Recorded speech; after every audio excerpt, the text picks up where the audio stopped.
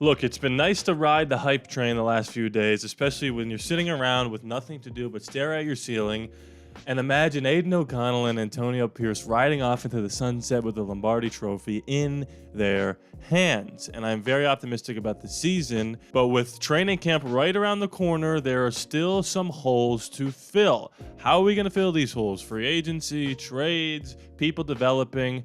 That's the key. Let's talk about some people going into training camp that are going to be under immense amounts of pressure to step up and fill the void. Because as much as we'd like to say Aiden O'Connell is the lock starter, the betting favorite is Gardner Minshew. And then there's some defensive guys to talk about. I'm going to read an article here. I'm also going to discuss some people that I think could make or break the season for us depending on how they develop. Because if the roster is set as it currently is, I don't think it is the perfect roster. I think we are missing some people in some key areas that could take us over the top. Now, look, no roster is perfect. I understand that. But when your roster is so close to being pretty complete, there is a move we could make or a guy that could develop that could completely change the trajectory of the season. So before I get into the meat and potatoes of this video, I need you to comment below who are the people that you think are under the most pressure to succeed in training camp, to take the next step, to become the guy,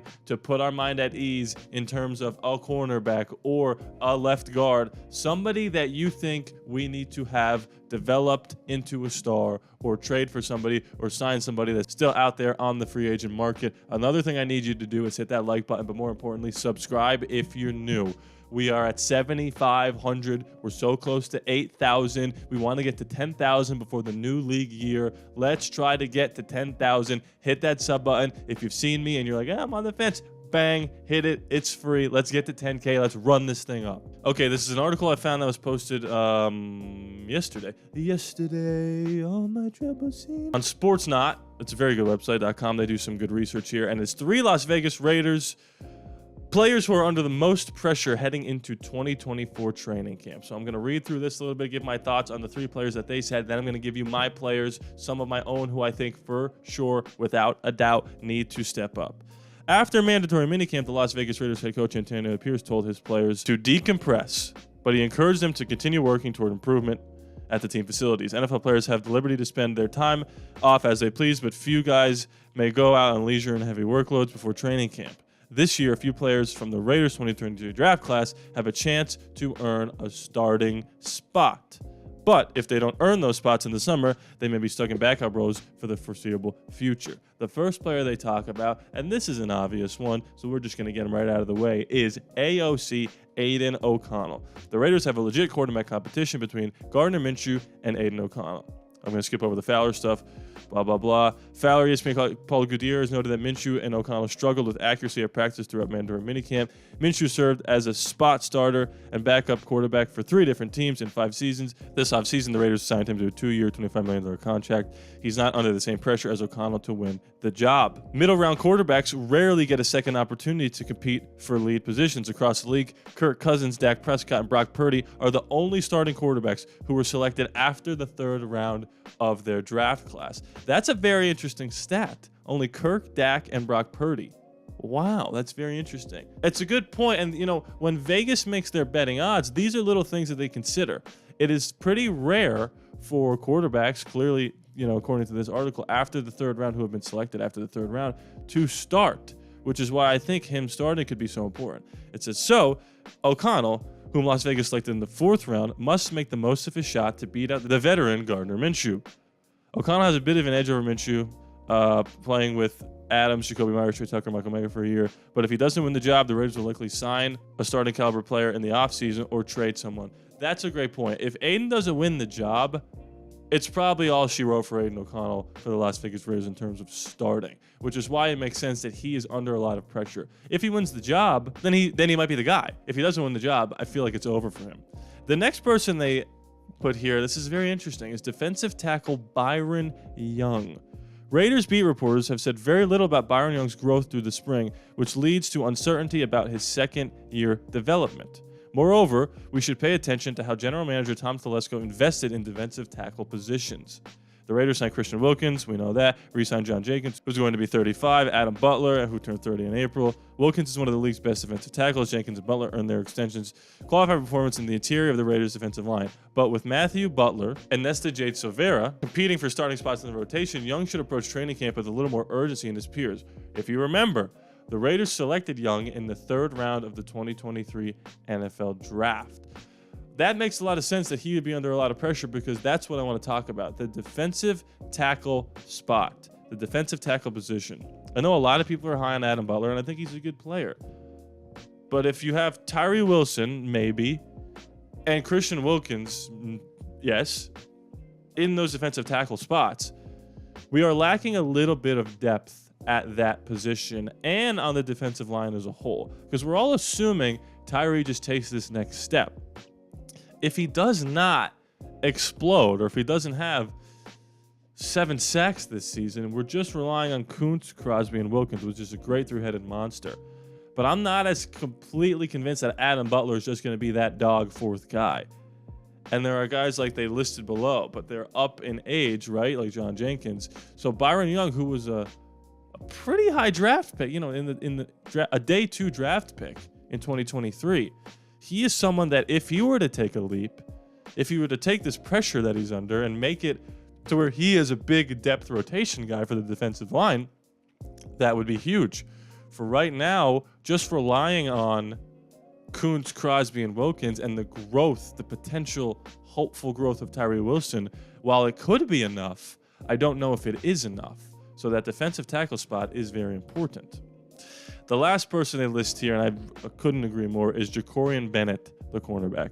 As a rookie, Jacorian Bennett had a shot to prove himself in the starting role, but he didn't fare well in sink or swim situations. Bennett appeared in 14 games, starting in 4 and allowed a 102 passer rating and a 68% completion percentage in his coverage. In 2023, Bennett opened the year as a starter and finished it on the bench as a special teamer, but he'll get another chance to carve out his role on the boundary opposite Jack Jones. Now, if you remember, players on defense, especially Jack Jones and Malcolm Kuntz and Robert Spillane, got so much better when Antonio Pierce took over. And I think they know how talented Jacorian is because last year he exploded onto the scene. Everyone was saying this guy is going to be Nate Hobbs 2.0. He's going to be an absolute dog. And I still think he's got that in him. That doesn't just go away. But the expectations might have gotten to him. And every rookie is going to have their ups and downs. And he's a hitter and he's a tackler. We need him to be better in coverage. And I understand why they would have him under the most pressure because I think he is the guy with the most to lose and the most to gain for us team-wise if he were to play well. Because cornerback 2 is a priority. It is a concern for me. Cornerback 1 is a priority concern for me. Jack Jones is great. He is a Raider. He's got that moxie. But again, we are just assuming that these guys are going to play as well or better than they did last season, which is dangerous in terms of getting depth and rotational pieces to help out if these guys don't play a certain way. And if Jack Jones is our number 1 and Nate is locking down the slot, our number 2 needs to be somebody that can hold their own just long enough for the defensive line to get to the quarterback. And Jacorian Bennett has yet to prove that. Now we'll see how he does in the preseason. We'll see how the depth chart shakes out, and we'll see if he develops. But for the time being, he definitely feels like he's under the most pressure. The Raiders have yet to sign an established veteran cornerback. They didn't draft him until the 4th round at the Cameron Richardson and double-dipped the position with MJ in the 7th round. Heading into training camp, 7th-year veteran Brandon Faison seems to have the early edge on Bennett for the lead position, according to Deshaun Reed. Unless the Raiders sign a veteran or one of the rookies makes a push for the open position, Bennett has a one-on-one battle with Faison that he could win this summer. On the flip side, if Bennett does not make a second-year leap, he could eventually fall behind Richardson and MJ on the depth chart. All right. So, those are the 3 guys they listed. Obviously, Aiden, we know he's got a lot of pressure. Byron Young is somebody that I didn't really consider initially having a lot of pressure, but when you look at the defensive tackle depth, he is the one with the most to gain in terms of his experience level and in terms of his development and talent for the Raiders. And like I said, that defensive tackle depth, that defensive line depth as a whole is a concern to me. The defense is really great with the people that they put on the field, but once you go beyond that first level, the depth is a little bit scary, and we know that people are going to get hurt. Max Crosby got hurt, and he was doubtful, and he still played, right? These things happen. Jacorian Bennett does need to step up, in my opinion.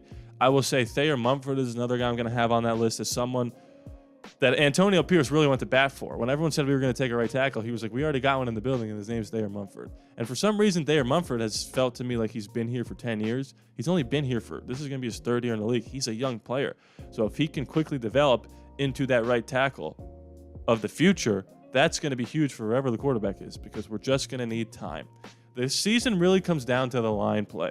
The defensive line, can Tyree develop? Can Malcolm Kuhn stay as good as he was last year? Can Christian be what he's supposed to be? And can Max be that defensive player of the year? Because if they can get home to the quarterback that fast, we're not going to be too concerned about the cornerback 2 position, because Patrick Mahomes is not going to have enough time to throw the football, which is how we were able to beat them, which is how we were able to make Tua uncomfortable and Jordan Love uncomfortable. And all these quarterbacks that we played were so bad because of how good the defensive line was. Flip over to the offensive line. If these guys like JPJ, right, and Dylan Parham and Thayer Mumford can step up and be the guys we think they can, that's going to open the run lanes. That's going to open the pocket. That's going to open 12 personnel, play action passing. If we can fend off the other defensive lines, give enough time to these quarterbacks who aren't top 15 quarterbacks, a chance to make the right read and hit open guys, because we're going to have guys running wide open. The sky is the limit for us. But those are the guys, these guys listed in the article: Aiden O'Connell, Byron Young, Jacorian Bennett,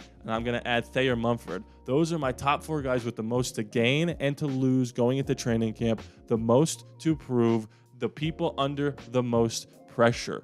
What do you think of my list? Comment below, let me know. Check out the Patreon, patreon.com/ALLaBorde Raiders. It's so cheap. For $5 you can get exclusive content, your name at the end of the credits, videos that I post early. We're live streaming Madden games. If you haven't seen that, check it out. It's under the live stream tab.